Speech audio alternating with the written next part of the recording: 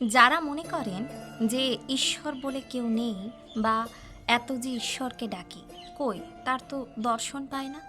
এত যে বৃন্দাবন যাওয়ার জন্য মনের মধ্যে এত বাসনা, কই রাধারানী তো আমাকে ডাকেন না। আরও তো সবাই বৃন্দাবন যেতে পারে, আমরা তবে কেন পারি না? মনের ইচ্ছা কি তবে রাধারানী শুনতে পান না? আজকে আপনাদের জন্য একটি গল্প নিয়ে এসেছি। গল্পটি শুনুন, তাহলে রাধারানীর লীলা আপনারা ঠিক বুঝতে পারবেন। স্টেশনের টিকিট কাউন্টারের সামনে দাঁড়িয়ে কাঁপা কাঁপা গলায় বৃদ্ধা অনিতা দেবী জিজ্ঞেস করলেন, বাবা, এখান থেকে বৃন্দাবনের ট্রেন কটায় ছাড়বে? কাউন্টারে থাকা লোকটি বললেন, বেলা 1:30 মাসিমা। কজনের টিকিট লাগবে? একটু থেমে অনিতা দেবী বললেন, আমি একাই যাব বাবা। এই একাই কথাটার ভেতর লুকিয়েছিল একটা দীর্ঘ জীবনের গল্প। অনিতা দেবী ছিলেন রাধারানীর একনিষ্ঠ ভক্ত। সংসারে কাজের পাশাপাশি নিজেও পেশাগত জীবনে যুক্ত ছিলেন। স্বামী প্রিয়তোষবাবু চাকরি করতেন। হঠাৎ অসুস্থতায় তার অকাল প্রয়াণে জীবনের ভার একাই কাঁধে তুলে নেন অনিতা দেবী।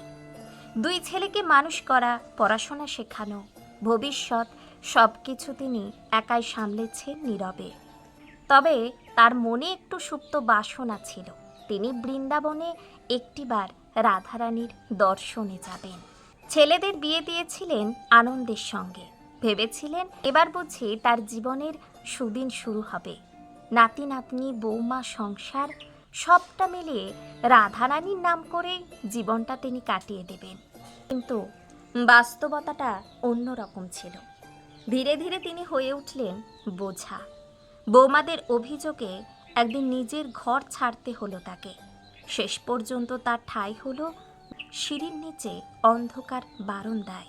এইভাবে মাসের পর মাস কেটে যায়। অপমান আর অবহেলার বোঝা বইতে বইতে একদিন তিনি পারলেন না আর। যাদের জন্য জীবনটাকেই উৎসর্গ করেছিলেন তাদের কাছে তিনি আজ অচেনা।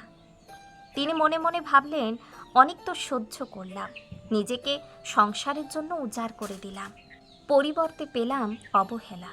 সংসারের দায়িত্বে জীবনের অর্ধেকের বেশি সময় কেটে গেছে। সেই ইচ্ছেটা তার এখনো পূরণ হয়নি।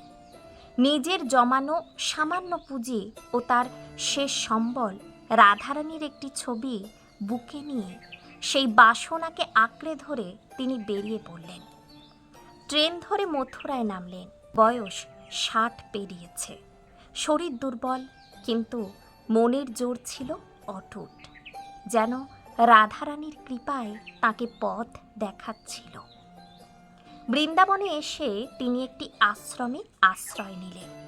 পুরোহিতদের সঙ্গে কথা বলে জানলেন, মন্দিরে রাধা মাধবের সেবায় নিযুক্ত হলে থাকা খাওয়ার ব্যবস্থাও হয়ে যাবে তার। অনিতা দেবীর চোখ ভিজে উঠল। তিনি তো ঠিক এটাই চেয়েছিলেন, রাধারানীর সেবা।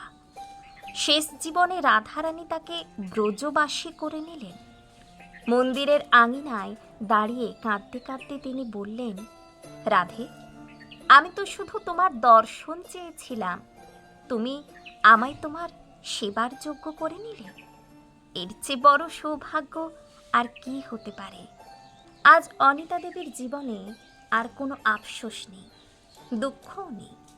রাধারানীর চরণে সেবা করার আনন্দই তো তার কাছে সব কিছু। সত্যি, রাধারানী কখন কোন ভক্তের জীবনের মোড় ঘুরিয়ে দেন তা কেউ বলতে পারে না। তাই জীবনে হতাশা নিয়ে বাঁচবেন না। আপনার মনে সুপ্ত বাসনা মনের মধ্যে রাখুন, রাধে রাধে নাম জপ করুন। আর যে রাধা নাম করার জীবনের সুযোগ পায়, তার এই মানব জীবনে আর কিছুই চাওয়ার থাকে না। রাধে রাধে। গল্পের মাধ্যমে আপনাদের সামনে যে বিষয়টিকে আজকে আমি তুলে ধরলাম, কেমন লাগলো অবশ্যই কমেন্টে জানাবেন। একটিবার অন্তত লিখবেন রাধে রাধে।